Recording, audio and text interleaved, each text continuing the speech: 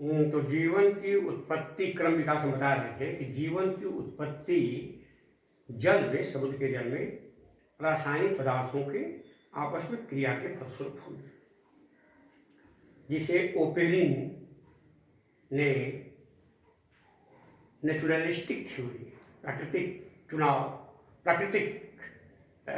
सिद्धांत उन्होंने दिया था, जिसका नाम दिया उन्होंने केमिकल ओरिजिन ऑफ लाइफ, जीवन की रासायनिक उत्पत्ति, जिसको हमने बताया किस तरह से सरल जीव बने। पृथ्वी उत्पन्न हुई 5 से 6 खरब वर्ष पहले, उस पर 3.5 खरब वर्ष पहले प्रथम जीव आया, धीरे धीरे ये जीव की उत्पत्ति हो गई।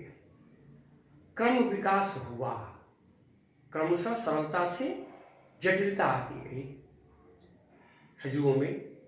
तो क्रम विकास की प्रमुख घटनाएं, जिसको एक आरेखीय चित्र के रूप में सिलेबस में है, उसको जानना बहुत जरूरी। इसी तरह से परीक्षा में भी आएगा आरेखीय चित्र, सिलेबस जरूर टच करोगे, सिलेबस के द्वारा सब कुछ क्लियर होता चला जाएगा। क्रम विकास की प्रमुख घटनाओं का आरेखीय चित्र, schematic diagram of major evolutionary events, प्रमुख क्रम विकास की घटनाएं, इवेंट्स मान घटनाएं। पहले पृथ्वी का निर्माण हुआ, हमने कहा 3.5 खरब वर्ष पहले पृथ्वी का निर्माण हुआ। निर्माण जब पृथ्वी का हुआ तो उस पर जीवन की उत्पत्ति हुई। पृथ्वी जब बनी तब जीवन की उत्पत्ति हुई। जीवन की उत्पत्ति 3.5 खरब वर्ष पहले, पृथ्वी 4 से 5-6 खरब वर्ष पहले, 5-6 खरब वर्ष पहले पृथ्वी उत्पन्न हुई। उस पर 3.5 खरब वर्ष पहले जीवन की उत्पत्ति, पृथ्वी का निर्माण हुआ, जीवन की उत्पत्ति हुई। जब जीवन की उत्पत्ति हुई तो हमने बताया पहले एक कोष की, जिसको प्रोटोसेल कहा गया, कोएसरवेट्स प्रोटोसेल, यहाँ दिया है तीसरा, एक कोष की जीवन की उत्पत्ति, origin of unicellular life, unicellular life. इसके बाद उत्पन्न हुआ पहले निर्जीव वातावरण, हमने बताया, ऑफ बायोजेनेसिस, प्रकाश संश्लेषण कार्य बैक्टीरिया द्वारा। पहले सूक्ष्म बैक्टीरिया हुआ, जिसके अंदर कुछ बैक्टीरिया में क्लोरोफिल आया, क्लोरोफिल कुछ बैक्टीरिया में आया, तो वो ऑक्सीजन उत्पन्न करने लगे, उनको कहा गया प्रकाश संश्लेषण कार्य बैक्टीरिया, जीवाणुओं द्वारा वातावरण में ऑक्सीजन त्यागना, evolution of oxygen, oxygen evolve होने लगे, निकलने लगे। जब ऑक्सीजन निकली तो वातावरण सजीव हो गया, निर्जीव नहीं रह गया। ऑक्सीजन के आने से सजीवता आ गई, तो बहुकोष की जीवों की उत्पत्ति हो गई। एक कोष की से बहुकोष की निश्चित रूप से तब जैसे धीरे धीरे ऑक्सीजन आई, तब धीरे धीरे बहुकोष की जीवों का विकास संभव होने लगा, क्योंकि वातावरण सजीव हो गया, ऑक्सीजन से सजीवता आई है। इसके बाद सबसे पहला जो कशेरुकी प्राणी, मेरुदंडी प्राणी बना, मछली है, हमने बताया था। मछली, उभयचर, सरीसृप, रेप्टाइल्स रैंक सरीसृप जो चलते हैं, पक्षी और स्तनधारी। तो पहला मेरुदंडी प्राणी कौन है? मछली। मछली जैसे मेरुदंडी प्राणियों का विकसित होना, जमीनी पौधों का विकास, इसके बाद अब विकास हो रहा है धीरे धीरे। अभी बैक्टीरिया सूक्ष्म ही है जो ऑक्सीजन निकाल रहे हैं, धीरे धीरे जमीनी पौधे विकसित हुए। पृथ्वी के परिदृश्य में प्रचंड परिवर्तन और नए वास स्थान का सृजन हुआ। प्रचंड परिवर्तन पृथ्वी के पूरे इन्वायरमेंट में, पूरे उसका सृजन हो गया, तेज परिवर्तन हुआ, पौधों का विकास धरती पर हुआ, जो क्रम से हो रहा है। चौपाया मेरुदंडी प्राणियों का जमीन पर गति करना, तब इसके बाद चौपाया मेरुदंडी, जब पौधे वगैरह बन गए जमीन पर, हरे पेड़ पौधे प्रकाश संश्लेषण होने लगा, चौपाया मेरुदंडी जंतु गति करने लगे पृथ्वी पर। इस तरह से क्रमशः विकास, क्रम ये बिल्कुल याद कर जाइएगा, इसको एकदम लाइन से, जैसे एक भी शब्द इधर उधर नहीं होना चाहिए। एरो के जिसे हमने बनाया है, ठीक इसी समय सिलेबस आप टच करें, किताबों में, हर किताबों में मिलेगा इस तरह का, जमीन पर गति करना। ये प्रमुख क्रम विकासीय घटनाएं हुई। क्रम विकास हुआ, इसके सिद्धांत है, थ्योरी, 2 चीज पढ़ना है यहाँ इसमें पूरा। क्रम विकास के सिद्धांत, क्रम विकास के प्रमाण। क्रम विकास के सिद्धांत मतलब थ्योरी ऑफ ऑर्गेनिक इवोल्यूशन, उसको जैव विकास कह रहे हैं। जैव विकास, सजीवों का विकास, ऑर्गेनिक माने कार्बनिक ऑर्गेनिक इवोल्यूशन, सजीवों का क्रमशः जटिलता, सरलता से जटिलता में बदल जाना, यहाँ हमने लिख दिया है। जैव विकास के सिद्धांत, theory of organic evolution, organic कार्बनिक विकास भी आपको समझो। कार्बनिक विकास के सिद्धांत, कार्बनिक माने जैव, अकार्बनिक माने अजैव। तो कार्बनिक माने जैव भी कहते हैं, जीव। जैव विकास के सिद्धांत, इसकी एक परिभाषा छोटी सी हमने यहाँ लिखा है। इस पृथ्वी पर जीवों के क्रमबद्ध एवं धारावाहिक संपरिवर्तनों, मॉडिफिकेशंस हो रहे हैं। संपरिवर्तनों के इतिहास को, पूरा उसका हिस्ट्री है, कैसे क्रमशः सजीव में मॉडिफिकेशन हुआ, संपरिवर्तन हुआ, उसको जैव विकास कहते हैं। देखिए, जैव विकास या कार्बनिक विकास, दोनों नाम हमने यहाँ लिख दिया है, जैव विकास या कार्बनिक विकास। देखो यहाँ जैव विकास हमने ऑर्गेनिक शब्द लिखा है। ऑर्गेनिक माने कार्बनिक, कार्बनिक का ही नाम है जैव विकास। तो जैव विकास की परिभाषा हो गई। जैव विकास के सिद्धांत, बहुत इंपॉर्टेंट 2 सिद्धांत पढ़ेंगे। तो ये हो गया सीमेटिक डायग्राम, इसको आप क्रमशः याद करेंगे। जैव विकास के सिद्धांत, सिद्धांत में सबसे पहला सिद्धांत हम पढ़ेंगे लैमार्किज्म। लैमार्क का सिद्धांत, पहला सिद्धांत जैव विकास के सिद्धांत। जैव विकास के सिद्धांत, theory of organic evolution, theory of organic, कार्बनिक जिसको कहते हैं, सोच लो, ऑर्गेनिक इवोल्यूशन। लैमार्क का सिद्धांत, लैमार्क का सिद्धांत या लैमार्कवाद, लैमार्कवाद, जो कहेंगे थ्योरी ऑफ लैमार्क और लैमार्किज्म। लैमार्किज्म जैसे मेंडल का सिद्धांत है मेंडेलिज्म, लैमार्क का सिद्धांत है लैमार्किज्म, ISM थ्योरी। डार्विन का सिद्धांत पढ़ेंगे इसके बाद, डार्विनिज्म। ऐसे लैमार्क ने सबसे पहला वैज्ञानिक, एक बहुत बड़े जंतु वैज्ञानिक थे। जंतु विज्ञान के जैसे अरस्तु हैं, लैमार्क हैं, ये जंतु विज्ञान के बिल्कुल नींव रखने वाले वैज्ञानिक माने जाते हैं। ये फ्रांसीसी वैज्ञानिक थे। सबसे पहले इस वैज्ञानिक ने क्रम विकास हुआ इसके बारे में एक सिद्धांत दिया। सिद्धांत क्या दिया? इनका सिद्धांत है उपार्जित लक्षणों की वंश गति। इस सिद्धांत का नाम याद करिए, उपार्जित लक्षणों की वंश गति। इंग्लिश इसकी बहुत जरूरी याद करना है। इसकी वंश गति की अंग्रेजी पहले inheritance, inheritance of acquired characters, लक्षणों, लक्षण नहीं, लक्षणों बहुवचन में है। उपार्जित लक्षण है, एक्वायर्ड कैरेक्टर्स की वंश गति, उल्टा इंग्लिश में उपार्जित लक्षणों की वंश गति। अपने सिद्धांत को लैमार्क ने एक फेमस किताब में लिखा, बुक लिखा, पुस्तक लिखा। इनकी प्रसिद्ध पुस्तक है फिलोसॉफिक जूलॉजी। पुस्तक का नाम ही परीक्षा पूछ देता है। लैमार्क की प्रसिद्ध पुस्तक का नाम लिखिए, फिलोसॉफिक जूलॉजिक। हमने बताया जंतु विज्ञान के फादर हैं जूलॉजिक। जूलॉजी माने जंतु विज्ञान, लेकिन ये किताब का नाम philosophic zoologic, zoologic, QUE। Philosophic zoology क्या है? फेमस बुक ऑफ लैमार्क की प्रसिद्ध पुस्तक। इस पुस्तक में इनका सिद्धांत क्या है? उपार्जित लक्षणों की वंशगति होती है, वंश परंपरा में लक्षण जाते हैं। इस पुस्तक को इन्होंने 1809 ईस्वी में, 1809 ईस्वी में प्रकाशित किया। पब्लिक में जो चीज आ जाए, पब्लिकली आ जाए, उसको पब्लिश कहते हैं। पब्लिश हो, प्रकाशित हो गया, प्रकाश में आ गया, सबके नाले में आ गया 1809 ईस्वी में।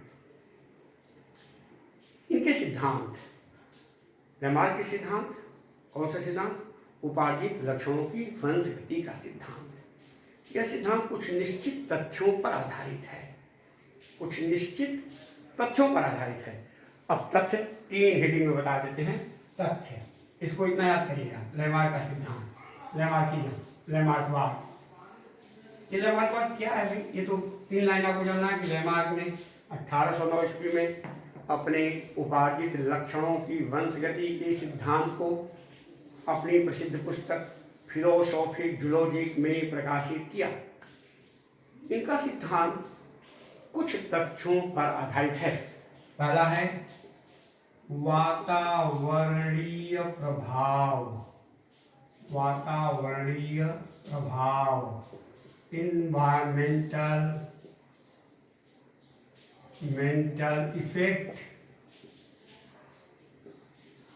इफेक्ट। दूसरा हो गया अंगों का उपयोग एवं अनुपयोग।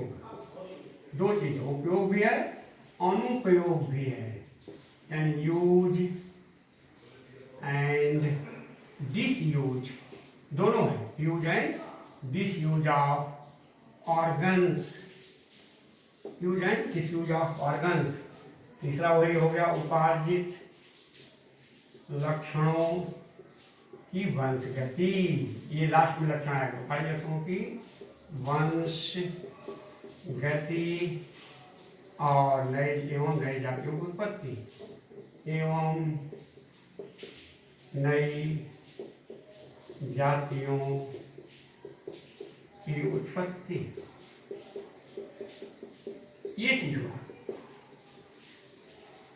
Inheritance of acquired. जो सिद्धांत का नाम मैंने बताया, तीसरी हेडिंग में आ जाता है। इतना सिंपल है, देखो एकदम समझ में आ जाए, बड़ी सिंपल तरीके से।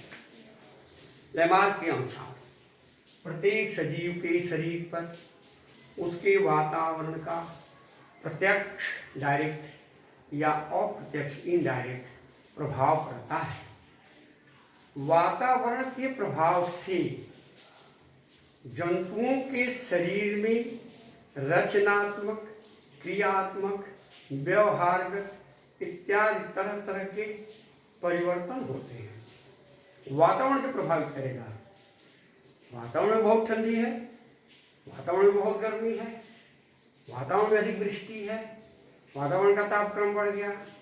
इसका प्रभाव हर सजीव के शरीर पर, जंतु पौधा दोनों पर, हर सजीव के शरीर पर प्रत्यक्ष रूप से डायरेक्ट या अप्रत्यक्ष इनडायरेक्ट वातावरण का प्रभाव पड़ता है।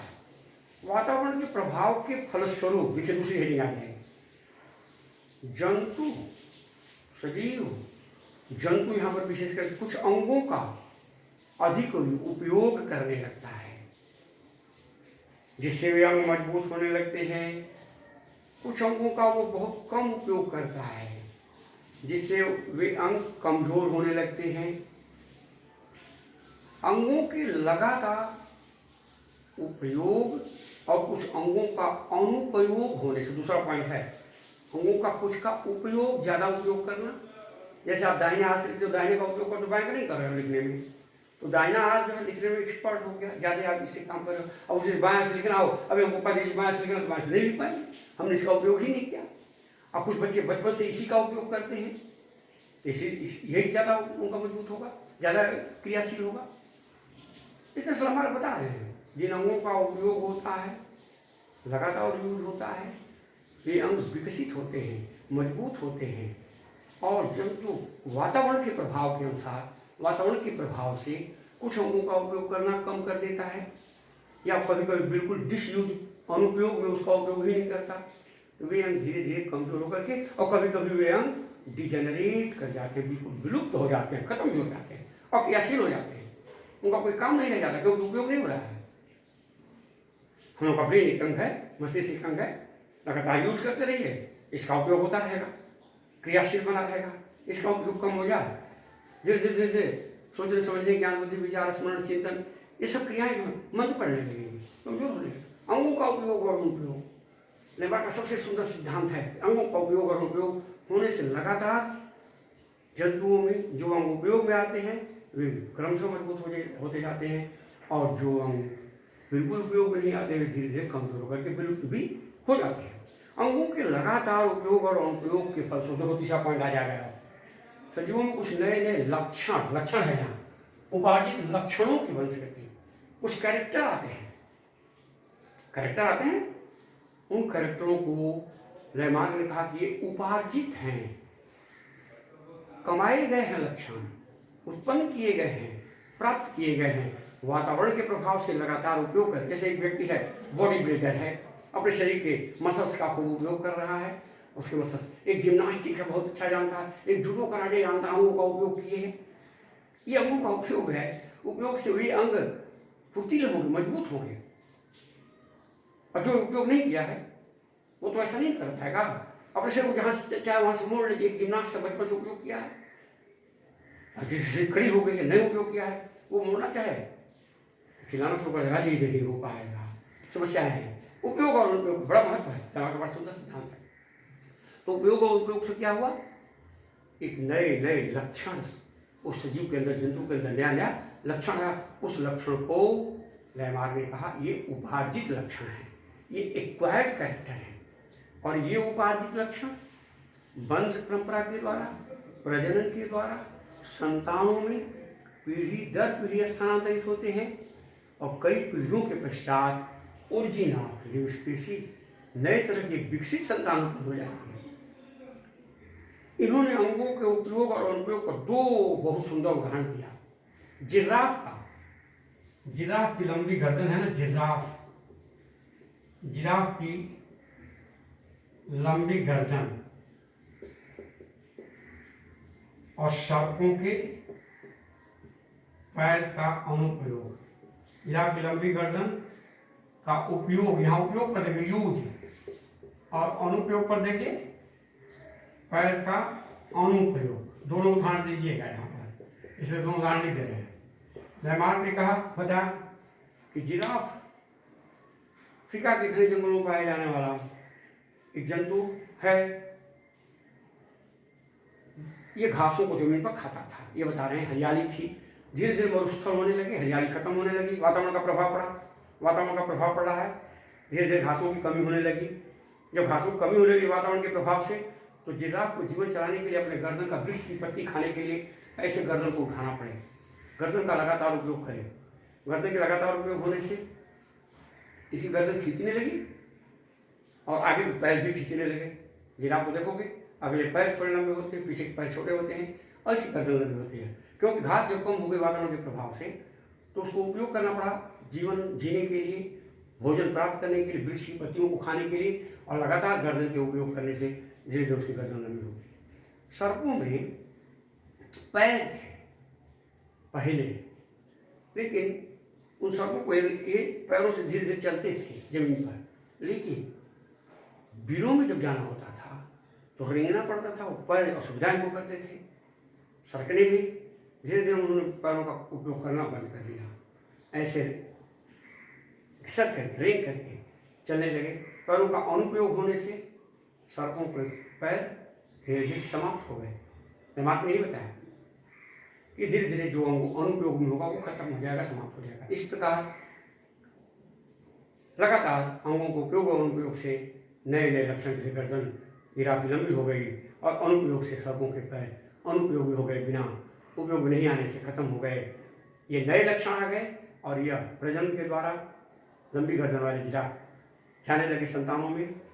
लंबी गर्दन के जिराफ कालांतर में, बहुत पीढ़ियों के पश्चात, आज लंबी गर्दन वाले जिराफ दिखाई दे रहे हैं। ऐसा बहुत सा उदाहरण उन्होंने दिया। लेकिन आगे चल के बहुत से वैज्ञानिकों ने इनके सिद्धांत को माना, सही बात है, लेकिन देखा कुछ जगह पर लेमार्क का सिद्धांत सही नहीं है, तो इनकी आलोचना भी कभी कभी पूछता है। जैसे लेमार्क के अनुसार अंगों का उपयोग एक पहलवान करता है, तो पहलवान जो बॉडी बिल्डर है, पहलवान है, तो उसकी संतान को भी पहलवान होना चाहिए। लेकिन देखा जाता कि ऐसा नहीं है, पहलवान की संतान का उपयोग भी हो जाती है, लेकिन लेमार्क के सिद्धांत के अनुसार तो उपयोग किया तो ये लक्षण पीढ़ी दर पीढ़ी जाएंगे, तो कई पीढ़ियों के पश्चात बड़े बलिष्ठ बच्चे पैदा होना चाहिए, लेकिन ऐसा होता नहीं है। अगर कोई माता पिता अपंग हैं, लूले लंगड़े हैं, उनकी संतान पैर वाला है, माँ पिता में पैर नहीं है, लेकिन संतान पैर वाली पैदा हो गई, जबकि यहाँ अंगों का उपयोग नहीं हो रहा है। ऐसा तो लूले लंगड़े अंधे माता पिता हैं, आंखें नहीं हैं। अंधे माता पिता की संतान आंख वाली संतान है। ऐसा देखा हुआ उदाहरण है, बहुत से लोगों ने देखा होगा, उनकी संतान आंख वाली है। हमने लूला लूला लूला लड़की थी, लूली थी एकदम, उसका पैर एकदम काम नहीं कर रहा था, उसकी संतान बड़ी स्वस्थ थी। तो ऐसा निश्चित रूप से बहुत से जीवन में घटनाएं ऐसी होती हैं। इस प्रकार लेमार्क के सिद्धांत में आलोचना हुई। लेमार्क के सिद्धांत के अनुसार अंधे माता पिता, लूले लंगड़े माता पिता की संतान को अंधा और लूला लंगड़ा होना चाहिए, जबकि ऐसा नहीं होता है। सिद्धांत यहाँ गलत होता है। एक पहलवान के लड़के को पहलवान होना चाहिए। इस पर बहुत से वैज्ञानिकों ने आलोचना किया। उसमें विजमान का एक नाम आता है। विजमान ने जर्म प्लाज्म थ्योरी दिया। जर्म प्लाज्म थ्योरी सिद्धांत विजमान, एक वैज्ञानिक का नाम है विजमान। इनके सिद्धांत सबसे बड़े आलोचक है। उन्होंने कहा कि लेमार्क ने तो बताया कि शरीर के जो लक्षण हैं वो पीढ़ी दर पीढ़ी नहीं जाते। शरीर बॉडी बना रहा है कोई, उन्होंने क्या किया, 22 पीढ़ी तक एक नर और एक मादा चूहा लिया और बचपन में वो चूहे की दोनों की नर की और मादा की पूंछ काट देते थे। अगली पीढ़ी में देखे फिर पूंछ वाला चूहा हो गया। फिर उसके बाद दूसरी पीढ़ी को माता पिता को हटा दिया। फिर नई पीढ़ी के जो बच्चे पैदा हुए उनमें बचपन में ही एक नर एक मादा पिता की पूंछ काट दिया। फिर तीसरी पीढ़ी में ये जब बड़े हो गए तो इनको हटा दिया, नई पीढ़ी पैदा हुई उसमें पूंछ थी। फिर पूंछ मरने वाला 22 पीढ़ी क्रमशः 22 पीढ़ी कम नहीं होता है। लगातार वैज्ञानिक भाई कम से कम देखें 10-20 पीढ़ियों के पश्चात तो बिना पूंछ वाला देखें, उनको पूंछ का उपयोग है नहीं, यूज है नहीं, डिस यूज है, लेकिन बिना पूंछ वाला चूहा पैदा नहीं हुआ। इस प्रकार नव लेमार्क बाद न्यू लेमार्किज्म आया। लेमार्क सिद्धांत को बहुत जगह सिद्धांत मान्य है, ये बात नहीं मान्य नहीं है, मान्य है, तभी तो हम पढ़ रहे हैं। अधिकांश जगहों पर देखा जाता है उपयोग और उपयोग का सिद्धांत लागू होता है, लेकिन बहुत जगहों पर नहीं भी है। तो उसमें विजमान ने बताया कि जर्म प्लाज्म, ये germ plasm theory, germ plasm माने जो जनन कोशिकाएं हैं, जैसे शुक्राणु और अंडाणु, नर और मादा की जनन कोशिकाएं हैं। जनन कोशिकाओं को जो लक्षण प्रभावित करेगा, क्योंकि लक्षण तो माता पिता से शुक्राणु और अंडाणु क्रिया पश्चात नई संतान उत्पन्न हो रही है। शरीर के जो सोमैटोप्लाज्म है, सोमैटोप्लाज्म इसको कहते हैं सोमैटिक सेल, बॉडी सेल में, उसका लक्षण पीढ़ी दर पीढ़ी नहीं जाएगा। जर्म प्लाज्म सिद्धांत जो जनन कोशिकाओं का जीव द्रव्य है उसको जो चीज प्रभावित को, जो वातावरण का प्रभाव पड़े, उस पर जो इफेक्ट डाले, उसी का प्रभाव पीढ़ी दर पीढ़ी जाता है। इस प्रकार लेमार्क सिद्धांतों की आलोचना हुई। अब आई दूसरा सिद्धांत हम पढ़ें। ये तो हुआ लेमार्क का सिद्धांत। ये पॉइंट के अनुसार आपको जानना है। जैव विकास के 2 ही सिद्धांत पढ़ने हैं सिलेबस में, 2 सिद्धांत, ये सिद्धांत पढ़ेंगे, इसके बाद प्रमाण पढ़ेंगे, सिद्धांत का प्रमाण पढ़ेंगे। और दूसरा सिद्धांत है डार्विन का सिद्धांत। डार्विन का सिद्धांत या डार्विनवाद, डार्विनवाद, इसको हम कहेंगे theory of Darwin, theory of Darwin और डार्विनिज्म, डार्विनिज्म, ये होगा डार्विनिज्म। डार्विन में बहुत बड़े प्रकृतिवेत्ता थे, नेचुरलिस्ट थे, वैज्ञानिक। ये प्रकृति में निकल गए, अपने सिद्धांत के बारे में तमाम तथ्यों को कलेक्ट करने लगे। इन्होंने भी एक पुस्तक लिखा और इनका सिद्धांत क्या है, प्राकृतिक चयनवाद। सिद्धांत का नाम याद करना है, इसे लिख रहे हैं, प्राकृतिक चयनवाद, प्राकृतिक चयन का सिद्धांत, theory of natural, NATURAL, natural selection. ये हुआ नेचुरल सिलेक्शन, प्रकृति चयन करती है, प्रकृति सेलेक्ट करती है, प्रकृति बलवान है, प्रकृति चुनती है, ये इन्होंने बताया। और इस पुस्तक, इस सिद्धांत को इन्होंने अपनी प्रसिद्ध पुस्तक, जिसका प्रकाशन इन्होंने 1859 ईस्वी में किया, इनके पुस्तक का नाम था ओरिजिन ऑफ स्पेसीज, स्पेसीज, जातियों की उत्पत्ति, जातियों की उत्पत्ति, ओरिजिन उत्पत्ति, स्पेसीज में जातियां, जातियों की उत्पत्ति, उत्पत्ति की हिंदी हमने ठीक इस तरह से ओरिजिन ऑफ स्पेसीज, इसका प्रकाशन कब किया? 1859 में, ठीक लैमार्क के 50 साल बाद। लैमार्क ने कब किया था? 1809 में, 50 वर्ष बाद 1859, याद रखोगे। 1859 ईस्वी में डार्विन ने अपनी प्रसिद्ध पुस्तक जातियों की उत्पत्ति, origin of new species bye means of natural selection, प्राकृतिक चुनाव द्वारा नई जातियों की उत्पत्ति, प्रकृति चुनती है। ये बहुत बड़े वैज्ञानिक थे, एकदम साधु संत, प्रकृति के बड़े लंबे लंबे, उनका चित्र देखोगे, फोटो, इतनी बड़ी बड़ी दाढ़ियाँ, एकदम नेचुरलिस्ट है। निकल गए HMS बिगल, एक जहाज थी पानी के लेकर के, उस पर खाद्य सामग्री वगैरह बहुत दिनों के लेकर के इनके साथ। एक वायरस भी थे, एक वैज्ञानिक और थे, उनका नाम बहुत कम आता है, चार्ट बना रहे थे, चार्ट। उन्होंने देखा फिंचे नाम की कुछ पक्षियाँ, तरह तरह की वैरायटी उसमें उनको दिखाई दी। फिंचे एक तरह के पक्षी होते हैं, समुद्र में जा रहे हैं, तमाम देख रहे हैं जीवों को, अध्ययन करते जा रहे हैं, चार्ट के रूप में उसको अंकित करते जा रहे हैं। इनका सिद्धांत जो ओरिजिन ऑफ न्यू स्पीसीज, नई जातियाँ जो उत्पन्न होती हैं, उनका सिद्धांत 4-5 तथ्यों पर आधारित है। उसी तथ्य को लाइन से जानना, बहुत इंपॉर्टेंट तथ्य बता रहे हैं। अब प्राकृतिक चयनवाद है सिद्धांत, प्राकृतिक चयनवाद, प्राकृतिक चुनाववाद, चयन माने चुनाव, सेलेक्ट करो, चुनाव। अच्छा, इनका सिद्धांत पहला है संतानोत्पत्ति की प्रचुर क्षमता।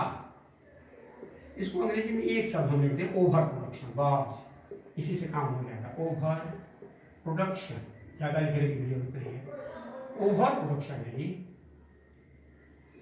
Enormous fertility of organism, enormous ज़्यादा मात्रा में, फर्टिलिटी उपजाऊपन पैदा करना, fertilisation, fertility, enormous fertility of organism. सजीवों में संतान उत्पन्न करने की प्रचुरता दिख रहे हैं, डार्विन प्रकृति में घूम रहे हैं, और हम भी देख रहे हैं। हर सजीव के अंदर, पौधा हो जंतु हो, हर सजीव के अंदर अधिक से अधिक संतान उत्पन्न करने की क्षमता है, हर सजीव के अंदर। लेकिन यही पर डार्विन देख रहे हैं कि संतान ज़्यादा से ज़्यादा उत्पन्न हो रही है, तो भोजन और आवास तो सीमित है। भोजन आवास तो ज़्यादा नहीं है, रहने की जगह, खाने की चीज़, उसको फूड एंड शेल्टर, ये दोनों जो है वो कांस्टेंट लगभग है। अब पृथ्वी को हम बहुत बढ़ा नहीं सकेंगे। अब मान लो घर मकान रहना है, रहने के लिए मनुष्य बना रहे, मल्टी स्टोरी बनेगी, जमीन तो नहीं बढ़ेगी। अब क्या करें, बहुमंजिला मकान बनाएंगे रहने के लिए, अब तो रहना है, आबादी बढ़ रही है तो। लेकिन धार्मिक यही बात कर रहे हैं, हर सजीव के अंदर अधिक से अधिक संतानों उत्पत्ति क्षमता है, लेकिन उनमें विभिन्नताएं हैं जी, वेरिएशन है, विभिन्नताएं, समय विभिन्नताएं, वेरिएशंस हैं। तीसरा इन्होंने बताया जीवन संघर्ष, या इसको कह सकते हैं अस्तित्व के लिए संघर्ष, जीवन संघर्ष या अस्तित्व के लिए संघर्ष, ये दोनों हिंदी में लिख देते हैं, अस्तित्व के लिए संघर्ष। ये हेडिंग ही याद करना है, हेडिंग जगह करोगे तो समझ में एकदम आसानी से आ जाएगा। Struggle for existence, struggle for existence, struggle for existence, struggle for existence. Existence को उन्होंने बताया 3 तरह का, एक स्वजातीय संघर्ष या अंतरजातीय भी इसको हिंदी कहते हैं, अंतःजातीय। हिंदी 2 तरह की लिखी हुई मिलेगी, लेकिन अंग्रेजी एक ही है, अंतर्जातीय संघर्ष। इसको अंग्रेजी में कहेंगे इंट्रा स्पेसिफिक, बहुत इंपॉर्टेंट है, इसको ध्यान से पढ़ना है। Intra specific struggle. दूसरा है अंतर्जातीय संघर्ष, इंटर स्पेसिफिक, थोड़ा सा अंतर है, इंट्रा है या इंटर स्पेसिफिक स्ट्रगल। और सी है वातावरणीय संघर्ष। इन्वायरमेंटल, इंग्लिश भी बहुत जरूरी जाना, इंग्लिश जानिएगा। चौथी हेडिंग है योग्यतम की उत्तरजीविता, योग्यतम की अतिजीविता। देखो दो नाम हिंदी में आएगा, अतिजीविता या उत्तरजीविता। उत्तरजीविता, survival of the fittest, survival of the fittest. और पांचवा है प्राकृतिक चुनाव, वही आ जाएगा प्राकृतिक चुनाव। जो हमें बताया इनका सिद्धांत लेमा के जिस लास्ट में हमने लिखा, लेमा का सिद्धांत लास्ट में आया ना, उसी तरह से प्राकृतिक चुनाव एवं नई जातियों की उत्पत्ति, नई ओरिजिन ऑफ न्यू स्पीशीज, वहाँ भी ओरिजिन ऑफ न्यू स्पीशीज, नई जातियों की उत्पत्ति। ये हेडिंग एकदम याद करोगे। Natural selection, natural selection and origin of new species, new species, ये हुआ इसी क्रम में हेडिंग, एकदम हेडिंग की जरूरत नहीं होगी। और इसका व्याख्या सुनिए, जब हेडिंग आप क्रम से याद करते हो तो व्याख्या बड़ी आसान हो जाती है। डार्विन के अनुसार, डार्विन ने अपने प्राकृतिक चयनवाद या प्राकृतिक चुनाववाद के सिद्धांत को अपनी प्रसिद्ध पुस्तक जातियों की उत्पत्ति, ओरिजिन ऑफ स्पीशीज में 1859 ईस्वी में प्रकाशित किया। इनका सिद्धांत निम्न तथ्यों पर आधारित है। तथ्य यहाँ दे रहे हैं, पॉइंट्स। पहला, डार्विन ने बताया कि प्रत्येक सजीव के अंदर, पौधा जंतु सजीव, अधिक से अधिक अपने समान संतान उत्पन्न करने की क्षमता पाई जाती है।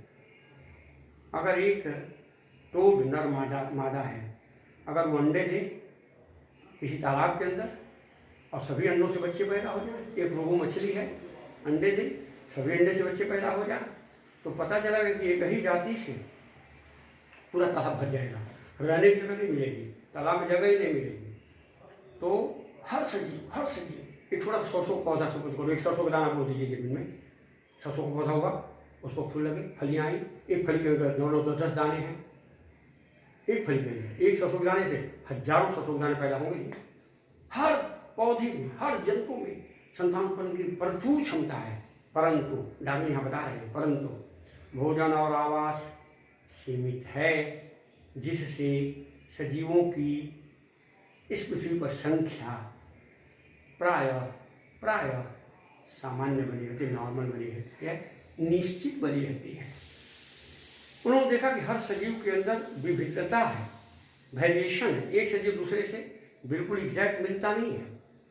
एक ही माता पिता के संतानों में भी कुछ न कुछ स्वभाव में, बनावट में, आकार प्रकार में, रंग में, रूप में कुछ न कुछ अंतर जरूर है, विभिन्नता है, हर सजीव के अंदर वेरिएशन है। लेकिन डार्विन यहाँ एक चीज बता रहे हैं, कुछ सजीवों में वातावरण के अनुसार अनुकूल, फेवरेबल वेरिएशन है, विभिन्नताएं हैं, और कुछ में वातावरण के प्रतिकूल विभिन्नताएं हैं। उन्होंने बताया कि अनुकूल विभिन्नता वाले प्राणी इस वातावरण में जीवित रहेंगे। इसलिए डार्विन तीसरा पॉइंट बता रहे हैं, विभिन्नता, अनुकूल और प्रतिकूल। तो विभिन्नता का नाम याद रखिए, अनुकूल विभिन्नता, प्रतिकूल विभिन्नता। डार्विन के अनुसार अनुकूल विभिन्नता वाले प्राणी ही जीवन जब संघर्ष हो रहा है तो उसमें सफलता प्राप्त करेंगे, और जिनके अंदर वातावरण के अनुसार अनुकूल विभिन्नता नहीं रहेगी वे प्राणी जीवन संघर्ष में समाप्त हो जाएंगे। अब तीसरा पॉइंट आता है, डार्विन के अनुसार अधिक से अधिक संतानोत्पत्ति के फलस्वरूप भोजन और आवास सीमित होने के कारण सजीवों में संघर्ष होता है, अपने अस्तित्व को बचाने के लिए, अपने को जीवित रखने के लिए, वातावरण के अनुसार अपने को ढालने के लिए, भोजन प्राप्त करने के लिए, जीवित रहने के लिए संघर्ष हो रहा है। ये संघर्ष उन्होंने देखा 3 तरह का। जैसे एक तालाब के अंदर बड़ी बड़ी मछली है, एक छोटी मछली है, तो बड़ी मछली अपनी ही जाति की मछली को खा गई, जीवन संघर्ष है। अब कहीं एक जगह मनुष्य बहुत हैं, आपस में संघर्ष हो जाए तो मनुष्य मार दे, अपनी जाति के जीव को मारे, बड़ी मछली छोटी मछली को खा जाए, अपनी जाति के जीव को मार दे, बिच्छू के बच्चे पैदा होते हैं, उसके खोखले शरीर को बिच्छू ही खा जाते हैं, बच्चे ही खा के खत्म कर देते हैं, माँ को ही खत्म कर डाले। बड़ी विचित्र चीज़ है भाई, देखा होगा। तो इस तरह से जब अपने ही एक ही जाति के बीच संघर्ष हो रहा है, किसके लिए? भोजन के लिए, आवास के लिए, रहन सहन के लिए, अपने को बचाने के लिए, ये संघर्ष है, लड़ाई है, झगड़ा है, चल रहा है। इसको हम कहते हैं स्वजातीय संघर्ष या अंतः जाति, एक जाति, इंट्रा स्पेसिफिक स्ट्रगल हो रहा है। दूसरा अंतर जातीय संघर्ष, अंतर जातीय, इंटर स्पेसिफिक, दो जातियों के बीच संघर्ष, दो जातियों के बीच संघर्ष।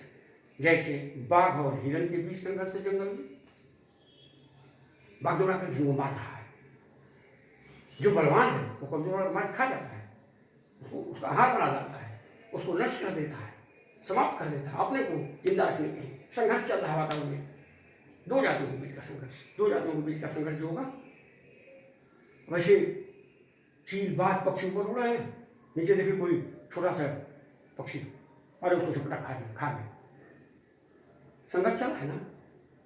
यहाँ जमीन पर सांप घूम रहा है, तब तक तो मेढक वहीं दिखाई दिया, पकड़ करके सांप मेढक को खा गया। ये भी संघर्ष है, अपना भोजन प्राप्त कर, दो जाति का संघर्ष है, इसको कहते हैं अंतर्जातीय संघर्ष। दूसरा तीसरा है वातावरणीय संघर्ष, सूखा, बाढ़, वायुयान दुर्घटना, ट्रेन दुर्घटना, भूकंप, तमाम ये विपदाएं हैं जो प्रकृति में ऑटोमेटिक घट रही हैं, उसको कोई कर नहीं रहा है और उसमें कोई बचा रहा है अपने को। आप नौका में जा रहे हो, स्टीमर से जा रहे हो, लंच से जा रहे हो, तूफान आ गया, लंच डूबने लगा, अब आप संघर्ष कर रहे हो, आपको तैरने आता है, कूद गए लंच से, तैर करके पार करके, अब जिसको तैरने नहीं आता उसको डूब रहा है, संघर्ष चल रहा है। अब उस संघर्ष में जो भिन्न है, विभिन्नता है, उस वातावरण के अनुसार भिन्न कैसे हुआ, उसको तैरना आया और वो से भिन्न हुआ। दो चार उसको तैरना जानते हैं, 50 को तैरना नहीं जानते हैं, तो जो दो चार तैरना जानते हैं वो 50 से 45 भिन्न हुए ना, भिन्नता है उनके वातावरण के अनुसार भिन्न होना। आप विद्यार्थी पढ़ रहे हो, आपके बीच में संघर्ष एक तरह का संघर्ष कर रहे हैं, इसमें कठिन परिश्रम से उस संघर्ष में की प्रतियोगिता, उसमें सफलता आपको अर्जित करनी है। इस संघर्ष वातावरण के बीच चल रहा है, तरह तरह के संघर्ष चल रहे हैं, तमाम परिस्थितियाँ आ रही हैं, उन परिस्थितियों से अपना अस्तित्व बचाना है। इस तरह से आप देख रहे हैं कि संघर्ष हुआ, इस संघर्ष में जिसके अंदर अनुकूल विभिन्नता है, वातावरण के अनुकूल आप हैं, तो आप जीवित रहेंगे। तो प्रकृति में बच गए, संघर्ष जीवन प्रतियोगिता में बच गए, तो उसको डार्विन क्या कहा, फिटेस्ट है, योग्यतम। देखो योग्यतम है, ये सुपरलेटिव डिग्री है, पॉजिटिव, कंपैरेटिव, सुपरलेटिव, योग्यतम है, योग्य, योग्यतर, योग्यतम, फिट, फिटर, फिटेस्ट है, फिटेस्ट हमने लिखा है यहाँ, फिटेस्ट है, फिट नहीं, फिटेस्ट है। जो फिटेस्ट कौन हुआ, जो जीवन संघर्ष की प्रतियोगिता में अपने अस्तित्व को बचा लिया, डार्विन देखे अस्तित्व को बचा लिया, वो फिटेस्ट है और प्रकृति में जिंदा बच गया। प्रकृति क्या कोई पकड़ने वाली चीज है क्या कि पकड़ लेगी, प्रकृति में आप बच गए हैं, आप संघर्ष कर रहे हो, आप प्रतियोगिता चल रही है, आप दौड़ की प्रतियोगिता में भाग लेते हो, आपके साथ 10 लोग दौड़ रहे हैं, आप बहुत अच्छे दौड़ने वाले हो, आप दौड़ करके आगे निकल गए। तैराकी की प्रतियोगिता चल रही है, आप बहुत अच्छे तैराक हो, आप और लोगों से भिन्न हो, ज़्यादा आपके अंदर एनर्जी, आप तैर करके नदी पार करके आसानी से। कहने का मतलब है हर जीवन का बहुत सारा क्षेत्र है। इस तरह से ग्रामीण देख रहे हैं, इस प्रकृति में संघर्ष है। संघर्ष चाहे एक ही जाति के बीच हो, चाहे दो जातियों के बीच हो, चाहे वातावरण की विभिन्न परिस्थितियों के साथ संघर्ष हो, उसमें जो बच जाता है, उस संघर्ष में जो सफल होता है, उसको डार्विन ने कहा कि फिटेस्ट है, योग्यतम है। योग्यतम जीवों का प्रकृति में बचे रहना ही प्राकृतिक चुनाव है, नेचुरल सिलेक्शन हो गया। जो प्रकृति में बच गया वो अपनी संतान पैदा कर, नर माता मिलेंगे, स्त्री पुरुष मिलेंगे, संतान उत्पन्न करेंगे, वो फिटेस्ट है, योग्यतम है, फिटेस्ट है। और फिटेस्ट जो है योग्यतम संतान पैदा करते हैं और धीरे धीरे धीरे धीरे कई पीढ़ियों के पश्चात नए विकसित रूप में संतानें उत्पन्न होती हैं। डार्विन का सिद्धांत, डार्विन के सिद्धांत में भी कुछ कमियाँ आई, कुछ कमियाँ आई। इन्होंने भी अपने सिद्धांत को बताया, जैसे जिराफ के ऊपर ही डार्विन का भी सिद्धांत आता है कि लंबी गर्दन वाले जिराफों के पूर्वज जो है लंबी गर्दन वाले पहले से थे। लैमार्क ने बताया कि यूज करते हुए छोटी गर्दन से लंबी गर्दन वाले, लेकिन डार्विन वहाँ दूसरी बात बता रहे हैं। ये क्या बता रहे हैं कि लंबी गर्दन वाले जिराफ के पूर्वज जो थे वो भैरी करते थे, उनमें विभिन्नता उस वातावरण के अनुकूल थी विभिन्नता, जिससे वो लंबी गर्दन वाले जिराफ पौधों की पत्तियों को आसानी से खा लेते थे, और जिसकी गर्दन छोटी थी वो वृक्षों की पत्तियों तक नहीं पहुंच पाते थे, तो उनमें विभिन्नता वातावरण के अनुकूल नहीं थी। अतः अनुकूल विभिन्नता वाले जिराफ भी लंबी गर्दन वाले जो थे वो पोषण प्राप्त करके अपने वंश वृद्धि करते रहे, और छोटे गर्दन वाले जिराफ अपने आप ऑटोमेटिक नष्ट होते रहे। विभिन्नता वो बता रहे हैं, लेकिन लेमार्क क्या कर रहे हैं कि यूज करके वो उन्होंने लंबा किया। दोनों में डिफरेंस है थोड़ा सा। तो इस प्रकार जो वातावरण में अपने को सर्वाइव करता है, सर्वाइवल ऑफ द फिटेस्ट हमने बताया, सर्वाइव कौन करता है, जिसमें अनुकूल वेरिएशन है। लेकिन डार्विन ने कुछ चीज़ों को ऐसा बताया, जैसे आँखों का यूज है, हम और आप आँखों का ज़्यादा यूज कर रहे हैं, यूज एंड डिसयूज, वो लेमार्क का सिद्धांत है। वहाँ गलती हो रही है ना, लेमार्क के सिद्धांत में देखोगे यूज एंड डिसयूज है। तो लेमार्क कर रहे हैं कि भाई अधिक यूज से अंग मजबूत होता है, तो आँखों का अधिक यूज तो इसको और रोशनी बढ़नी चाहिए। तो लेमार्क के सिद्धांत गलती होगी नहीं होगी। लेकिन डार्विन क्या कर रहे हैं, कुछ अंग जो जिसमें वेरिएशन वातावरण के अनुकूल है तो वो जीवित रहेंगे। लेकिन यहाँ पर देखो, एक बारहसिंगा का नाम सुना होगा, आयरिश डियर हिरन की जाति है, आयरलैंड का डियर हिरन, आयरिश डियर बारहसिंगा, उसकी सींगें बहुत होती हैं। जंगलों पर आ गया वो जो भागता, कोई शेर बाघ दौड़ाता है तो भागता है तो उसकी सींगें झाड़ी में फंस जाती हैं और सींगों का मारा जाता है। तो इसके लिए अनुकूल हुई कि प्रतिकूल हुई उस आयरिश डियर के लिए, बारहसिंगा के लिए? तो उसकी सींगें तो उसके लिए जान ही उसकी ले रही है, सींगें बढ़ना, जंगल में फंस जा रहा है बेचारा, उलझ जा रहा है झाड़ियों में, लेकिन फिर भी उसकी सींगें कम तो नहीं हुई, वेरिएशन अनुकूल तो नहीं है। अच्छा, डार्विन जो डीजेनरेटेड ऑर्गन होते हैं उसके बारे में मौन है, कुछ बता ही नहीं पाते हैं। जब वैज्ञानिक को बताना चाहिए कि कुछ अपंग लोग पैदा क्यों हो जाएंगे, भाई इनका क्या कारण हो सकता है। ये बताते हैं कि प्ले ऑफ नेचर है, प्रकृति का खेला है। हालांकि इसमें खेला वाला का कोई प्रश्न नहीं, विज्ञान के अंदर कोई खेला वाला बात नहीं, विज्ञान बिल्कुल तथ्यों पर आधारित है। तो डार्विन के सिद्धांतों में भी कुछ कमियां पाई गई और उसमें कुछ सुधार किए। एक ह्यूगो डी ब्राइज नामक वैज्ञानिक थे जिन्होंने म्यूटेशन का सिद्धांत दिया, उत्परिवर्तन का सिद्धांत। उत्परिवर्तन जीन्स की रचना में, जीन्स में आकस्मिक परिवर्तन होने से ही नई जातियों की उत्पत्ति होती है, तो कुछ सुधार किया गया। इस प्रकार लेमार्क और डार्विन दोनों ने क्रम विकास के संबंध में सिद्धांत दिया कि क्रमशः सरल से जटिल जीव, विकसित जीव किस प्रकार से उत्पन्न हुए। इसके बाद क्रम विकास का प्रमाण हम पढ़ेंगे, एविडेंसेस ऑफ ऑर्गेनिक ग्रोथ, 4-5 प्रमाण पढ़ेंगे इस चैप्टर में, आगे बढ़ेंगे।